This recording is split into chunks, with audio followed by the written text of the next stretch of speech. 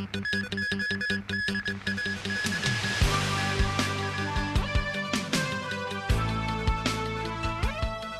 迎收睇呢一節新聞，我係陳日雅。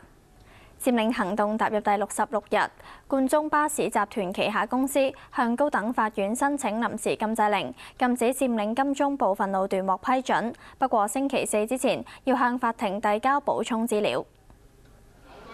獲頒臨時禁制令嘅跨境全日通公司母公司嘅集團主席話，星期四晏晝2點之前要遞交補充資料，包括涉及嘅範圍、路段、燈柱號碼等等。之後就要等法庭指示幾時可以執行。同我哋嘅律師團體、律師代表去傾點樣去做。旺角已經清場之後，都仲有好多問題衍生。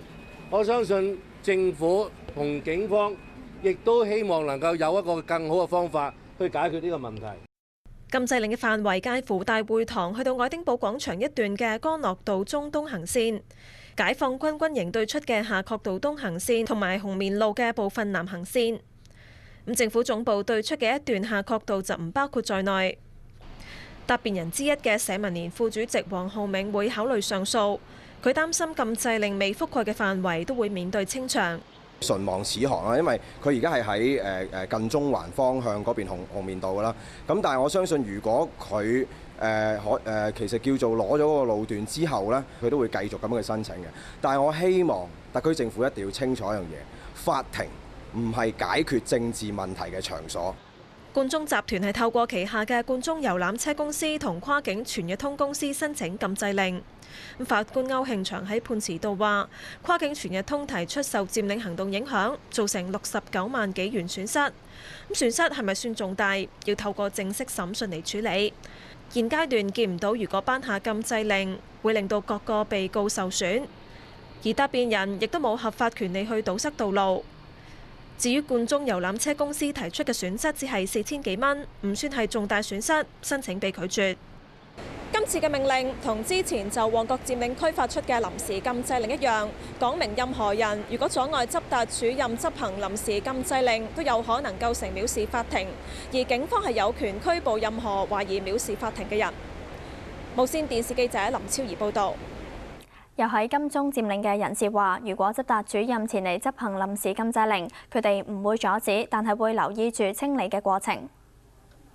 執達你嚟清就睇翻你個法律權限去到邊，我哋遵循法律係你有個禁制令喺度，我未必會阻止你嘅。但係我哋一定會睇住你唔可以清理禁制令以外嘅地方。如果真係一啲即係佢正經揾執達你嚟做嘢，咁我又唔會阻佢。但係如果佢即係又揾啲小紅帽啊，又即係好差咁，可能都會出嚟撐。但係睇下我而家就唔知道會點樣。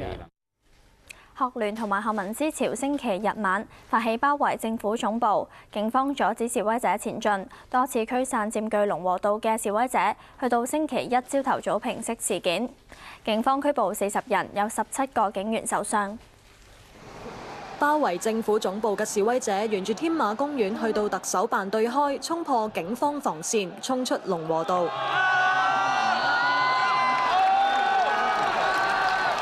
示威者佔據東西行全線，癱瘓交通。龍和道失守，警方喺通往特首辦嘅添華道口布防，施放催淚水劑，又用警棍驅趕示威者。而示威者就組裝鐵馬陣攻擊警方。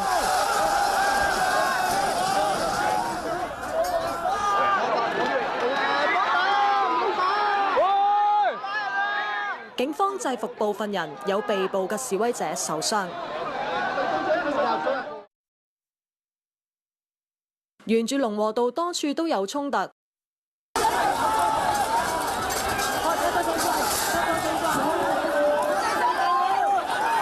有人向警員掉雞蛋同埋粉狀物體。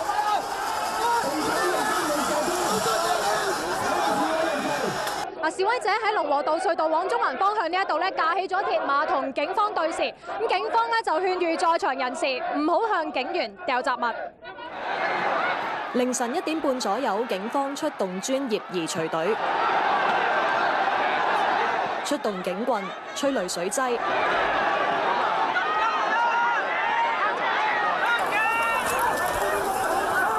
人群沿住龍和道兩邊散開。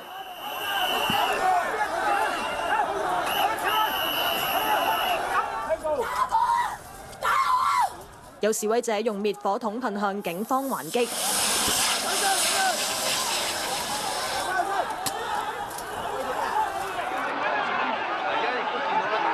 部分人撤退去到天馬公園，有人被捕，包括社民連副主席吳文遠。凌晨大約2點45分，警方清走龍和道示威者，一度恢復通車。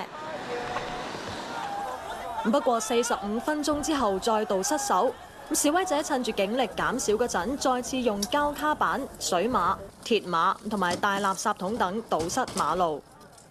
警方朝早大約7點向示威者開消防喉射水。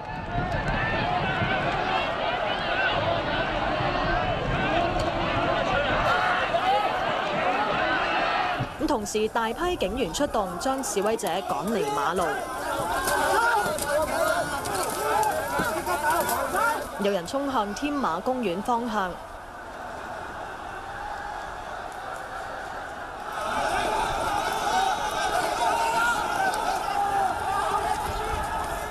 亦都有示威者沿住龍和道嘅隧道疏散。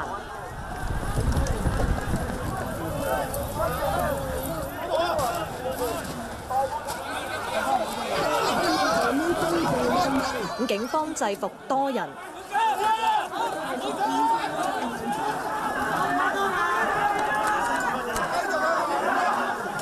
有人頭部受傷。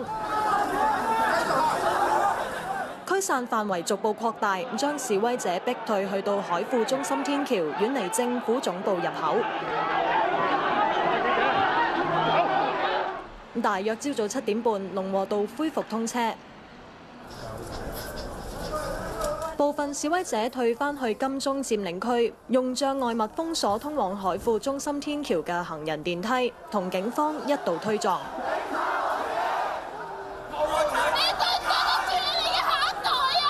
地面嘅示威者同天橋上嘅警員對視。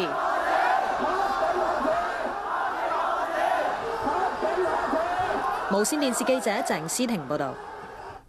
警方話，3個休班警員尋日朝頭早喺金鐘港鐵站出口遇襲，一個男人涉嫌襲擊警務人員被捕。事件之中，一共有6個警員受傷。朝早9點幾，有示威者同警員因為清拆路障問題發生衝突。着住綠色衫嘅人跌喺地下，警方話佢係休班警員，期間有人涉嫌襲擊佢。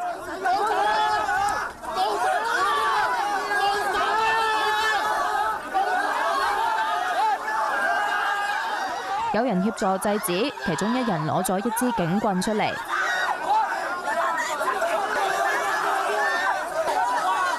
遇襲警員瞓喺地下，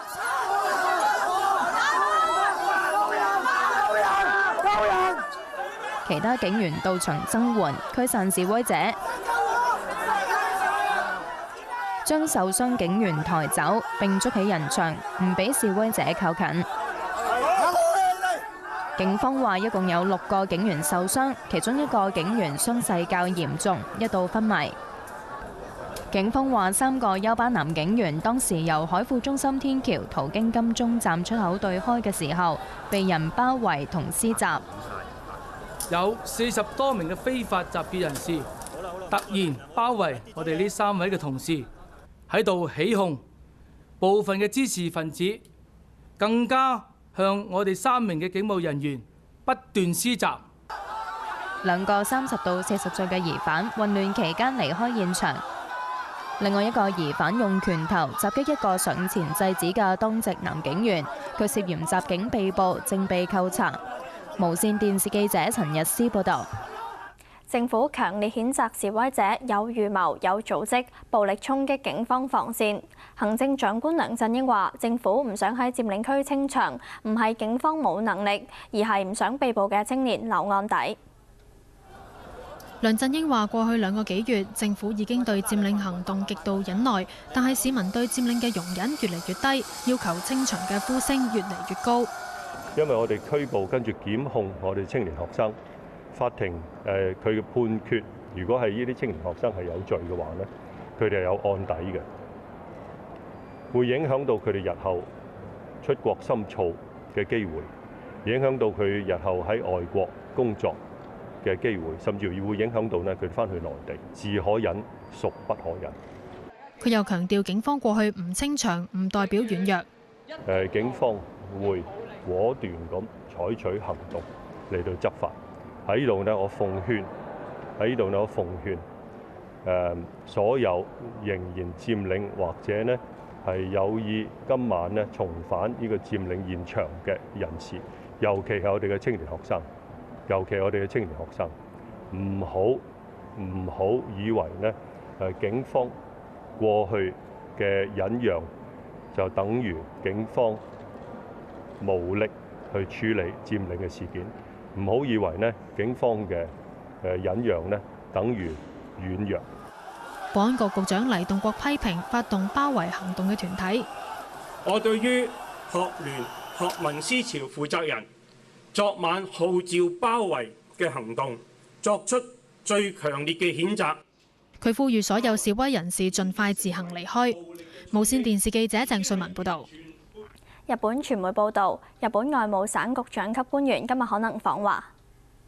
共同社引述外務省消息指，外務省亞洲大洋洲局局長伊原純一或者會喺今日到訪北京，與中方外交部亞洲司司長孔鉉佑進行司局級磋商。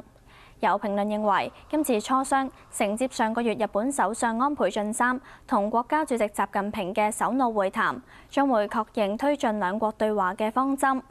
伊原純一亦都可能出席聽日召開嘅新日中友好21世紀委員會會議。美國首都華盛頓繼續有民眾示威，敦促當局徹查黑人青年布朗被白人警員槍殺案。總統奧巴馬要求撥款7500萬美元，為警員添置隨身攝錄機，以便執勤嘅時候影低同民眾互動嘅情況。一批示威者喺司法部門外面嘅街道瞓低，重演布朗被槍擊之後倒地。之後佢哋喺市中心嘅馬路上遊行。由於當時正值朝頭早嘅